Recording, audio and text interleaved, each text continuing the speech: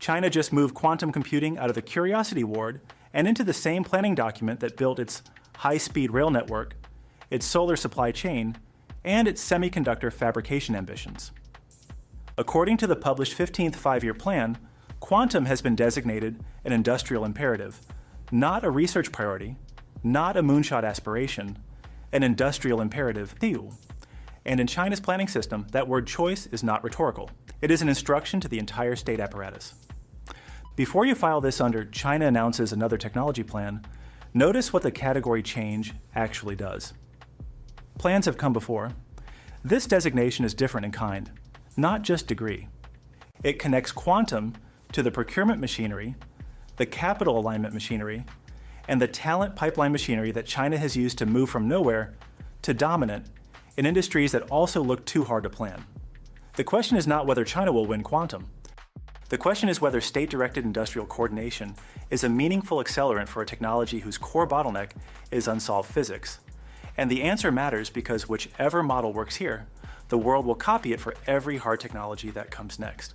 By the end, you will understand exactly what the industrial imperative designation does mechanically, why two serious people can look at the same designation and reach opposite conclusions, and which observable facts, not announcements, actual facts, would settle the bet. This is not a story about a lab result or a qubit count. It is a story about which model for building hard technology is right, and quantum is the first test case expensive enough, long horizon enough, and uncertain enough to give us a real answer. So what does that machinery actually do? That is the first thing worth understanding precisely because it explains both why bet A is serious and where it runs into a wall. When China's five-year plan system designates a field an industrial imperative, based on how this designation has worked in prior sectors, four distinct levers activate. The first is capital alignment. State banks and investment funds receive a signal to treat quantum as a priority loan category, which matters enormously for a technology that requires expensive dilution refrigerators, cryogenic systems, and specialized microwave electronics long before any revenue appears. The second is state procurement. Government agencies and state enterprises become committed early customers, which is not a small thing for a technology that currently has no commercial market to speak of. The third is talent pipeline direction. Universities get directed to expand quantum engineering programs, and graduates receive incentives to remain in domestic programs rather than departing for positions abroad. The fourth is supply chain coordination. The designation signals to domestic component makers that there is a guaranteed buyer, which is the difference between a supplier tooling up and a supplier waiting to see if the market materializes. Think of it this way. A five-year plan designation is like a building code change that permits skyscrapers in a district that was previously zoned for low-rise construction. The code change does not build the building, but it tells every contractor, every supplier, every bank, and every inspection agency what the specifications are, and that there is a buyer. Suddenly, everyone who was waiting to see if there was a market knows the market is guaranteed, at least for the state's own purchases. That changes behavior before a single beam goes up. The United States funds quantum through a decentralized structure. The National Science Foundation, the Department of Energy, the Defense Advanced Research Projects Agency, the National Institute of Standards and Technology, and private companies including Google Quantum AI, IBM Quantum, IonQ, PsiQuantum, and Microsoft.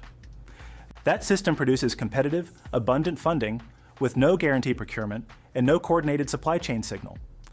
That is a genuine strength for science. It is a less obvious fit for the expensive, decade-scale infrastructure build that quantum hardware requires before any revenue appears. Which brings us to the loop left open at the start: solar and high-speed rail.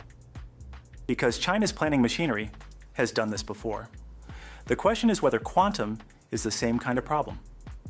Over roughly 2 decades after industrial designation, China went from a minimal presence in solar panel manufacturing to the dominant global position. China operates the world's largest high-speed rail network, built through coordinated state investment and procurement. These are real outcomes, not aspirations. But notice the structural feature that made them possible. Solar and high-speed rail were industrialization problems. The underlying science was settled before state coordination scaled them. The engineering was hard and genuinely impressive, but it was scalable. You could run experiments, lock in the best designs, and then build volume. China's planning machinery excels at that sequence. Quantum error correction is not yet a settled science. No country has demonstrated fault-tolerant quantum computing at commercial scale. The hard part of quantum is still physics, not yet engineering. That is the hinge of the entire debate. Scaling up solar panel manufacturing is like optimizing a recipe you already know works. You're buying better ovens and training more cooks. Quantum error correction is still figuring out whether the recipe is physically possible. You can build the world's best kitchen, but if the dish does not have a recipe yet, the kitchen does not help you find one. This is the analytical hinge, and reasonable people contest whether quantum is closer to solar's problem or closer to a discovery phase problem that no planning document has yet solved on a schedule. There's an honest complication in BETE's favor here. If the designation also pushes more scientists into the field and keeps them working inside China rather than at institutions abroad, you get more attempts at the physics problem, not just more factories. The question is whether directed research is as productive as competitive open science for finding non-obvious answers. That is genuinely unresolved, which means you have to look at both bets in their strongest honest form, not the strawman versions. Bet A's strongest form goes like this: quantum's infrastructure build, dilution refrigerators, cryogenic supply chains, specialized fabrication, microwave electronics, is exactly the problem that state coordination solves. It lowers the floor for everyone working on the hard physics by guaranteeing the infrastructure exists. A researcher does not have to raise venture capital to run an experiment. The floor rises and scientists can work at the physics ceiling without worrying about what is beneath them. Given that quantum will require massive capital patience for a decade or more before commercial returns appear, the state's willingness to absorb that weight is not a small advantage. It is possibly the decisive advantage for this particular phase of the technology's development. Bet B's strongest form is equally serious. Error correction and fault tolerance are discovery problems, not engineering problems. Open competitive science, with preprints, cross-institutional collaboration, and a culture that tolerates public failure, has historically outperformed directed research on discovery problems. A plan can raise the floor. It cannot move the ceiling by decree. The apparent messiness of the United States decentralized model is not a bug in this reading. It is load-bearing. It is what generates the non-obvious results that actually move a field forward. Has any comparable technology settled this debate? Not cleanly. The semiconductor story cuts both ways. Bell Labs, which operated as open competitive research, and the state-assisted industrial scale-up behind foundries like TSMC are both credited with different parts of the same success. Quantum may require both models in sequence: open science for the discovery phase, coordinated industrialization for the scale-up phase. The timing question is whether we are currently in the phase where the floor matters more, or the phase where the ceiling does. A plan reorders priorities and money. It does not by itself lower an error rate or extend a qubit's coherence time. The designation is real. Its conversion into working machines is the open question. So what observable signal would actually confirm that Bet A is working? Not another announcement. What you would want to see is a measurable infrastructure build, domestic cryogenic supply chains reaching scale, fault-tolerant qubit demonstrations from state-funded programs, measurable talent retention inside Chinese institutions. What would confirm Bet B? Continued dependence on imported components despite the designation, stagnant error rates even as funding increases, or breakthrough results continuing to emerge predominantly from open international collaboration rather than directed domestic programs. China is not starting from zero, and that context matters. Before the 15th Five-Year Plan's current designation, Chinese researchers produced peer-reviewed quantum computing results that were independently verified and published in leading journals. The Jiuzhang photonic quantum computer in 2020 and 2021, and the Zuchongzhi superconducting processor in 2021. These are lab demonstrations, not commercial systems, and they predate the current designation. They must not be attributed to it. But they establish that the new designation adds a layer of coordination and commitment on top of a real research base, not a fictional one. Whether it accelerates or distorts that base is the empirical question neither side can answer with data that currently exists. Think of it like this. A zoning change that permits skyscrapers does not build one. You can verify the zoning change immediately. You have to wait for the crane. This is also the first technology in a long time that is simultaneously unsolved at the physics level, enormously capital intensive at the infrastructure level, and strategically critical enough that both development models are being applied at full force at the same time. That makes quantum the cleanest test case the world has for a recurring question. Which model wins when a technology has both a science phase and an industrial phase? If the floor-raising approach produces fault-tolerant machines first, directed industrial policy will be applied to the next generation of hard technologies. Again, if open competitive science wins, the decentralized model gets vindicated for whatever comes after quantum. The stakes are not just about qubits.